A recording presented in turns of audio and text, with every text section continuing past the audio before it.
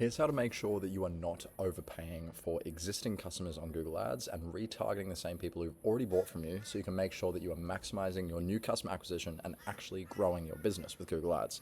This is a massive issue I see in almost every account where there is over-reliance on existing customers, returning customers, branded traffic, people who already know about you rather than targeting new customers and new acquisition on Google Ads. And I'm going to walk you through exactly how to stop doing that, why it's a problem, why you do still need to target branded traffic, but do it in a certain way, and how you do it correctly. So as you can see here, I have a screenshot of some results. These results look incredible, right? As you can see, $1 spent, $600 returned, about a 600 return ad spend, which is absolutely insane. And it looks really, really good, but it's actually not that great. The reason is because this is all branded traffic. So these are all people who already know about the brand and they're just coming back to purchase. So you've essentially already paid for these customers and now you're paying for them again. Now, when you're looking at a 600 ROAS here, this is obviously still fine to keep running this campaign because it's getting such a high return that's so cheap.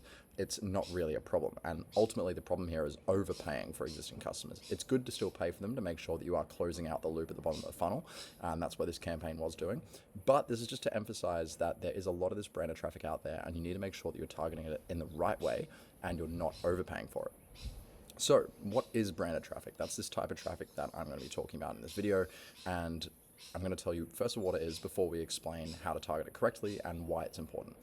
So branded traffic is people who already know about your brand. This could be returning customers. This could be customers who you've already paid for on Meta, who've already seen your ad on Meta, or this could be people who are competitors and are searching for you and are clicking through to your website to see what you're doing and sort of clicking your ads and paying your CPCs, right? So you're paying to get those competitors through.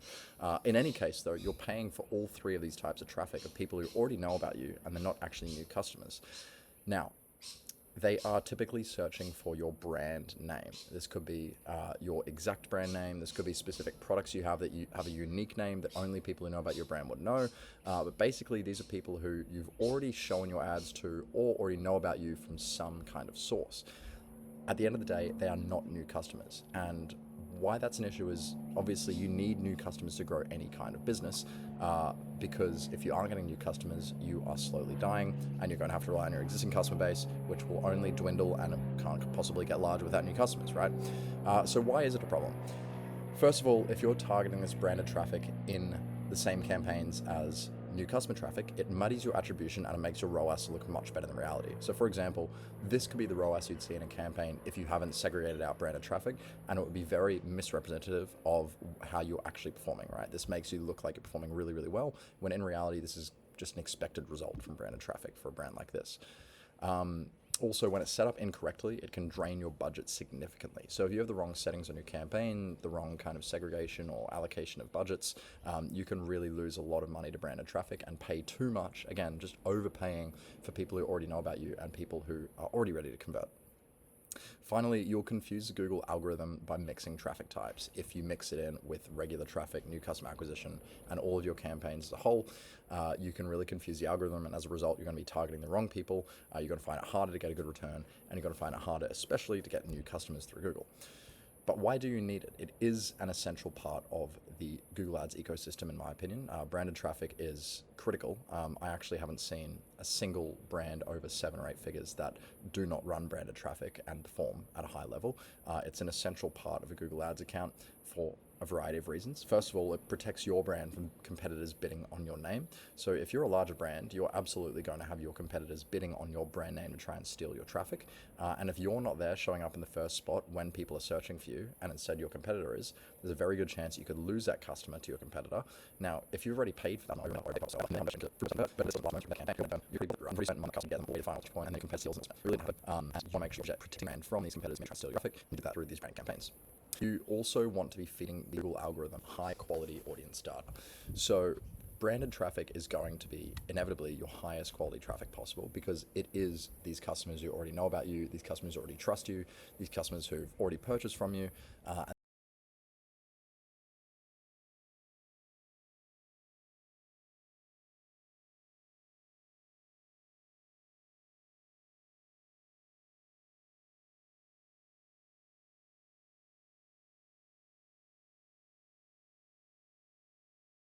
and they're going to be the highest intent traffic that you can bring through into your account. So when you do bring them in and you do track their conversions, track their actions through Google, this feeds that really, really high quality audience data back to Google's algorithm, and it makes it easier for Google to find more people like these in the future. But again, you've got to make sure it's separated from your new customers to ensure that Google doesn't get confused and it can sort of identify the two different types of traffic. And then finally, it's very, very useful for closing the loop with bottom of funnel traffic. So if you have all these top of funnel campaigns running on not only Google, it might be on YouTube, demand gen, but it also could be over on Meta, on TikTok, on Snapchat, anywhere like that. And you're driving top of funnel traffic for completely unaware audiences, and then driving through the middle of funnel where obviously you're educating them and you're sort of selling them, and then you get to the bottom of the funnel where now they're ready to buy from you and they've seen a few of your ads and they go, all right, let's just search this brand up. They search your brand name, they search your specific products. You want to be there at the end of the funnel to give them specific messaging that's fully aligned with your brand, and you want to make sure once again that you're always showing up in the first spot when people are searching for you. So it is very important to close the loop there, and you do actually get incremental conversions as a result, because if your campaigns weren't there, there is a chance that you wouldn't get the conversion otherwise, right? So how do you do it right? There's a few things you need to focus on to make sure that you're getting the branded traffic correct and you're targeting it in the right way. First of all, you want to make sure that your branded traffic is in separate campaigns with brand only keyword targeting. So you don't want to target any other keywords in these kind of campaigns. You just want to have keywords related to your brand. In this case, it's going to be your brand name. Like I said, it's going to be any specific products you have with specific names that are unique to your brand. But again, it's only terms unique to your brand. So think, what would someone be searching for if they knew your brand well? That is what they are targeting, right? You don't want to target any non-branded terms. So if you sell, for example, bicycles, and your name is 76 Bikes, then you'd want to target the term 76 Bikes, but you wouldn't want to target a term like road bike, because that's a non-branded term and that needs to be separated into a different campaign. Next up, you want to have negative keywords and brand exclusions on all of your non-branded campaigns. So anything that isn't targeting branded traffic, so all of your new customer acquisition stuff, all your non-branded stuff, you need to have negative keywords to exclude your brand name. Once again, these are the keywords that you target in branded campaigns. You want to exclude them in your non-branded campaigns. So just take the exact same keywords, throw them in negative keywords on your non-brand, and exclude your brand name, specific branded terms, and anything that people might be searching for your brand in particular. Next up, you want to make sure you're using manual CPC or target impression share bidding. Now, these are the only two real viable bidding strategies for branded campaigns, potentially also max clicks, but these are the two kind of gold standard bidding strategies because they allow the most control. So manual CPC lets you bid very specifically on how much you want to bid per keyword. It lets you raise and lower depending on what your impression share looks like, what your competitive metrics look like. It gives you just a lot more control over exactly how much you're spending. And then you've got target impression share, which is basically targeting a specific amount of impressions and impression share in the search results, which also works well, and you can also put strict caps on. Now, you want to be sure to not use conversion-based bidding in vast majority of cases on branded traffic.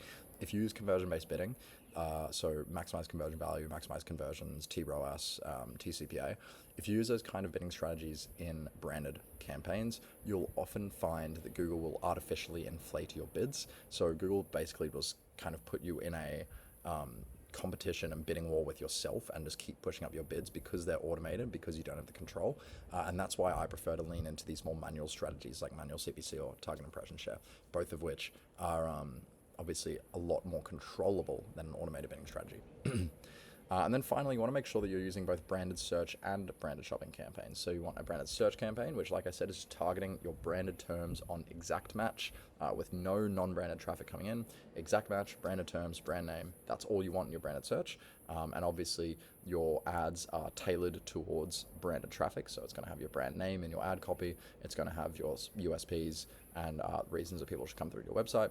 And then also branded shopping campaigns. These are a little bit more tricky. These require a script to run effectively. So you need to set up a branded shopping script in your account that essentially automatically excludes all non-branded terms from your shopping campaigns to make sure you're just targeting branded traffic.